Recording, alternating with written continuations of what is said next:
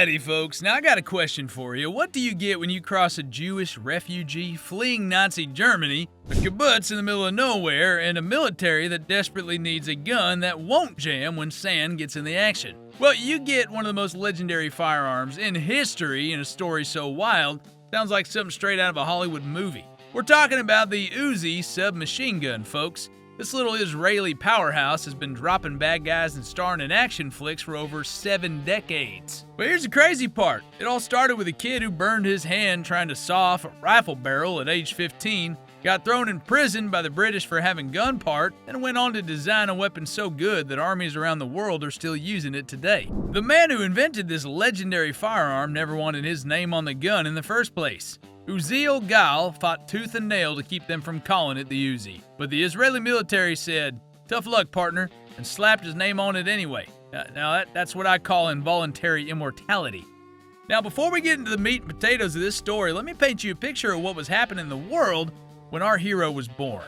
It's December 15th, 1923 in Weimar, Germany. Little Gotthard Glass, that's right, Gal wasn't even his original name, comes into the world just as things are starting to get real ugly for Jewish families in Europe. His daddy, Erich Glass, wasn't just any ordinary fella. This man was a certified badass, served as a commando in World War I, earned himself an Iron Cross First Class, and was making a name for himself as a Bauhaus artist. But when the Nazis started flexing their muscles and taking away jobs from Jewish folks, Eric knew it was time to get the hell out of Dodge. So in 1936, when young Gotthard was about 13 years old, the Glass family picked up everything they owned and headed for the Promised Land. They settled in Kibbutz Yagur near Haifa, where they changed their name to the Hebrew Gal, and Gotthard became Uziel. Talk about a fresh start. Now, going from the sophisticated art scene in Germany to farming life in a kibbutz is like trading a Cadillac for a mule, but this is where our story gets interesting because young Uziel wasn't your typical farm boy. This kid was absolutely fascinated with anything that went bang. Picture this, you're 15 years old, living on a kibbutz, and you got this burning curiosity about how guns work. Most kids would maybe take apart a clock or mess with a radio, but not Uziel Gal. This madman decides he's gonna saw off a rifle barrel to make it more efficient. Well, let me tell you, that experiment went about as well as you'd expect it.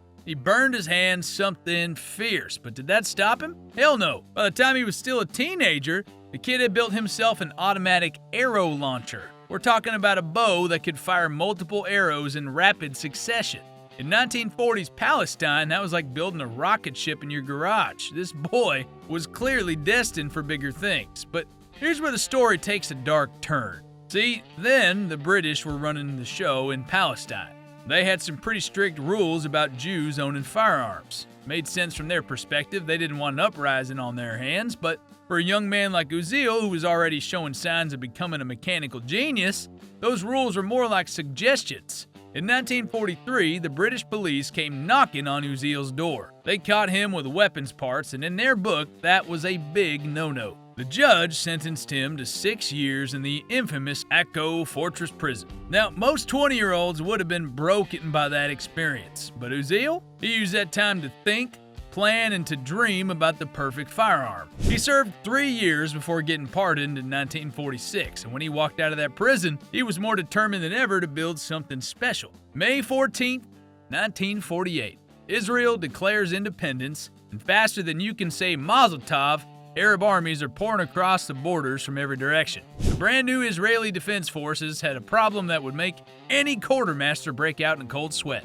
They were armed with a hodgepodge of leftover World War II weapons that'd make a gun collector weep. You had British Enfields, German Mausers, Czech rifles, and American Thompsons, like trying to run a NASCAR race with cars from 5 different manufacturers. You had all sorts of different ammunition, different parts, and different maintenance procedures. It's like a logistical nightmare wrapped in a tactical disaster. The IDF brass knew that they needed to standardize, and they needed to do it yesterday. So they put out a call for a domestically produced submachine gun that could be manufactured quickly, cheaply, and reliably. Enter Lieutenant Uziel Gal, fresh out of prison and ready to show the world what he'd been thinking about for the past few years. Now I want to stress this, Gal didn't just wake up one morning and decide to design a gun. The man had been studying every submachine gun design he could get his hands on. He was particularly impressed by some Czech prototypes, especially the ZK-476 from Zbrojovka Brno. But being impressed by something and improving on it are two different things entirely. Here's where Uziel Gal proved he wasn't just another tinkerer in a garage. He looked at the fundamental problems with existing submachine gun designs and he said, I can do better. And boy, did he ever. The genius of the Uzi design starts with something called a telescoping bolt. Now for those of you who aren't gun nerds, let me break this down in simple terms. In most submachine guns, the bolt, that's the part that chambers around and fires it, sits behind the barrel. But Gal had a different idea. He designed his bolt to wrap around the rear portion of the barrel when it moved forward. This might sound like a small thing, but it was revolutionary. By having the bolt surround the barrel, Gal could make the entire gun much shorter without sacrificing barrel length. Like fitting a full-size engine into a compact car, you get the performance without the bulk. But that wasn't the only stroke of genius. Gal put the magazine right inside the pistol grip. Think about that for a second. Your firing hand is naturally positioned right where you need to grab a fresh magazine. In the dark, under stress, with adrenaline pumping through your veins, you don't gotta fumble around looking for the magazine well. Your hand goes exactly where it needs to every single time. The rate of fire was set at a manageable 600 rounds per minute. Now that might not sound like much compared to some of the bullet hoses out there, but Gal understood something a lot of designers missed. Controllability beats raw speed every time. What good's a gun that empties its magazine in 3 seconds if you can't hit anything after the first shot? But alright, let's get into the nitty-gritty details that make gun guys like us get all excited. The original Uzi, adopted by the IDF in 1951, was chambered in 9x19mm parabellum, a proven cartridge that had enough stopping power to get the job done without being too expensive or hard to manufacture. The gun weighed in at about 8.9 pounds loaded with its standard magazine. That might sound heavy to some of you youngsters used to polymer everything, but remember this was 1951. Weight meant stability and stability meant accuracy. The barrel was just 10.2 inches long, giving you a total length of just 25.2 inches with the stock extended, or a compact 18.5 inches with the stock folded. Pair that to the Thompson submachine gun at over 32 inches and you start to see why the Uzi was such a game changer for close quarters combat.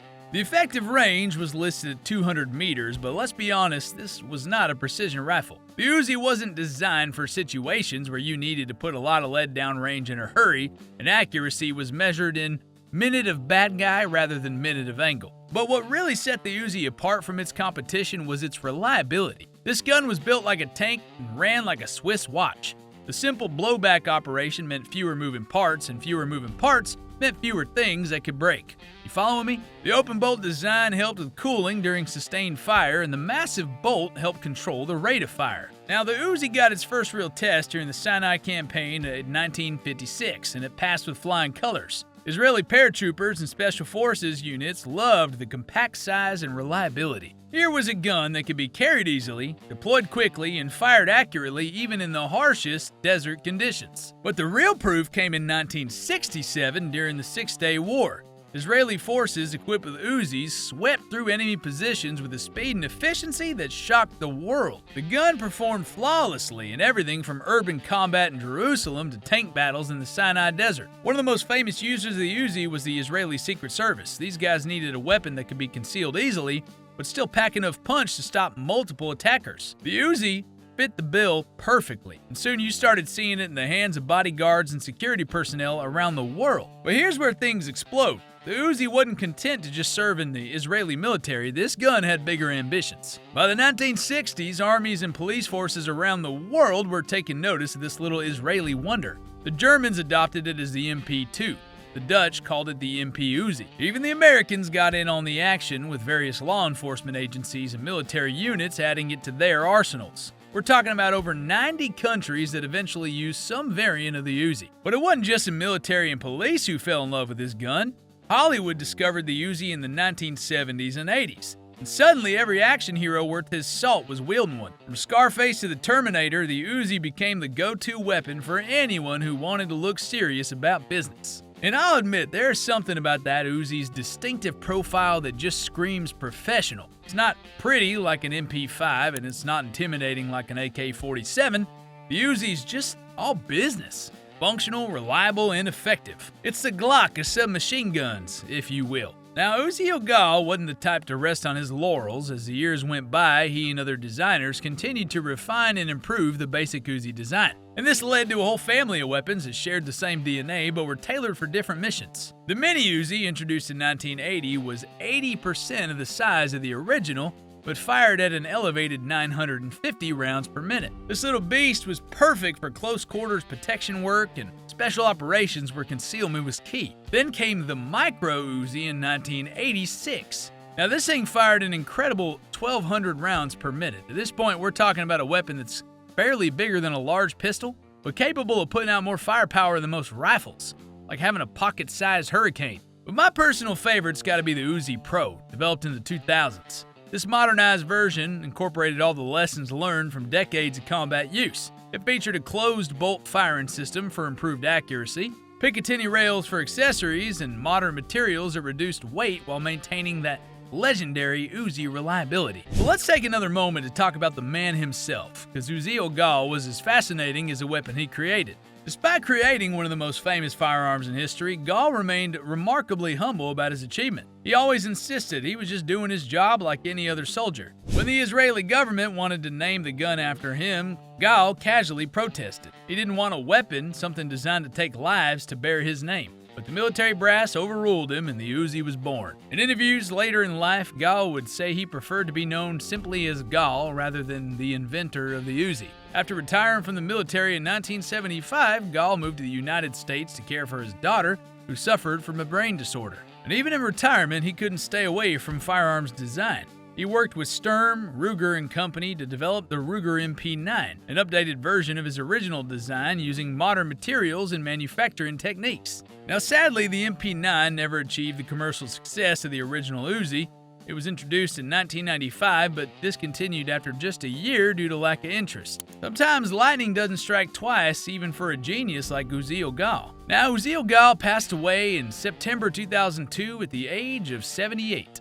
But his legacy lives on in every Uzi that rolls off the production line. Over 10 million Uzis have been manufactured since 1951, making it one of the most successful submachine gun designs in history. But the impact goes far beyond just numbers. The Uzi influenced an entire generation of firearms designers. The telescope and bolt system, the magazine in-grip design, the emphasis on simplicity and reliability. These concepts have been copied, adapted, and refined by countless other manufacturers. You can see the Uzi DNA in everything from the Steer TMP to the Chris Vector. Modern submachine guns might use different materials, have fancier electronics, or fire more exotic ammunition, but they all owe a debt to that Jewish refugee who refused to let his name be forgotten, or refused to not be. You get the point. But let's be honest here, part of the Uzi's fame comes from its starring role in popular culture. This gun's appeared in more movies, TV shows, and video games than any other submachine gun in history. It's been wielded by heroes and villains, cops and criminals, soldiers and civilians alike. I think there's something about the Uzi that captures the imagination. Maybe it's the underdog story, a small country creating a world-beaten weapon. Maybe it's a distinctive look that instantly is recognizable even to non-gun people. Or maybe it's just the fact that it works every single time no matter what you throw at it. In the world of rap music, the Uzi became a symbol of street credibility. Rappers name-dropped it in songs and it became shorthand for serious firepower. Whether you approve of that association or not, it's undeniable that the Uzi transcended its military origins to become a cultural icon. Now, I know some of you might be wondering, in the age of AR-15s and modern carbines, does the Uzi still have a place? Well, the answer, in short, is absolutely yes. While many military units have moved on to more modern weapons, the Uzi continues to serve in specialized roles around the world. Security forces love it for close protection work. The compact size makes it easy to conceal, and the proven reliability means it'll work even when you need it most. Police tactical units still use Uzis for situations where over-penetration's a concern. That 9mm round is far less likely to go through multiple walls than a rifle cartridge. And there you have it, folks, the incredible story of Uziel Gal and the submachine gun that bears his name. From a teenage refugee burning his hand on a rifle barrel to a military genius creating one of the most successful firearms in history, it's a tale that proves the American dream ain't limited to America. Now, if you enjoyed learning about the man behind one of history's most famous firearms, hit that like button harder than a 9mm hitting steel at 25 yards. Subscribe for more deep dives into the guns and the people who made them legendary. Drop a comment below. I want to hear about your favorite underdog success stories from the world of firearms. Until then, man, keep your powder dry, your group's